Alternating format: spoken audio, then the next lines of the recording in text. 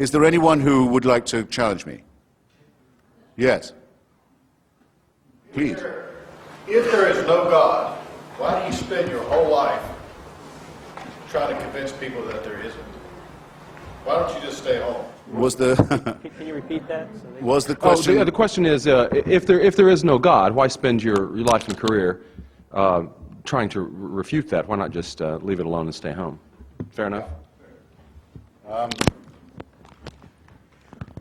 Well, it isn't my whole career, for one thing. It's become a major preoccupation of my life, though, in the last 8 or 9 years, especially since 2001, to try and help generate an opposition to theocracy and its depredations internationally. That is now probably my main political preoccupation. To help people in Afghanistan, in Somalia, in Iraq, in Lebanon, in Israel, resist those who sincerely want to encompass the destruction of civilization and sincerely believe they have God on their side in wanting to do so. I think maybe I will take a few minutes just to say something that I find repulsive about especially monotheistic, messianic religion. With a large part of itself, it quite clearly wants us all to die. It wants this world to come to an end. You can tell the yearning for things to be over whenever you read any of its real texts or listen to any of its real, authentic spokesmen, not sort of the pathetic apologists who sometimes masquerade for it.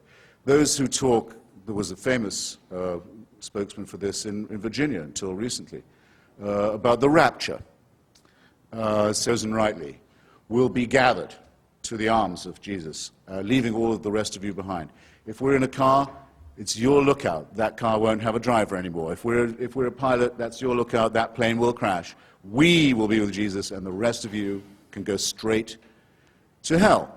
The eschatological element that is inseparable from Christianity. If you don't believe that there is to be an apocalypse, there is going to be an end, a separation of the sheep and the goats, a condemnation, a final one, then you're not really a believer. And the contempt for the things of this world shows through all of them. It's well put in an old rhyme from an English exclusive brethren sect. It says that we are the pure and chosen few, and all the rest are damned. There's room enough in hell for you. We don't want heaven crammed. You can tell it when you see the extreme Muslims talk. They cannot wait. They cannot wait for death and destruction to overtake and overwhelm the world. They can't wait for what I would call, without ambiguity, a final solution. When you look at the Israeli settlers, paid for often by American tax dollars, deciding that if they can steal enough land from other people and get all the Jews into the promised land and all the non-Jews out of it, then finally the Jewish people will be worthy of the return of the Messiah. And there are Christians in this country who consider it their job to help this happen so that Armageddon can occur, so that the painful business of living as humans and studying civilization and trying to acquire learning and knowledge and health and medicine and to push back can all be scrapped, and the cult of death can take over. That, to me, is a hideous thing in eschatological terms, in end times terms, on its own. A hateful idea, a hateful practice, and a hateful theory, but very much to be opposed in our daily lives, where there are people who sincerely mean it, who want to ruin the good relations that could exist between different peoples, nations, races, countries, tribes, ethnicities, who openly say they love death more than we love life, and who are betting that with God on their side, they're right about that.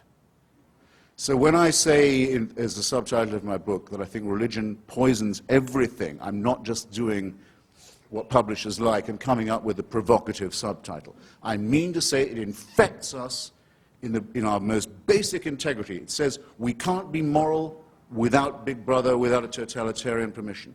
It means we can't be good to one another. It means we can't think without this. We must be afraid. We must also be forced to love someone who we fear. The essence of sadomasochism.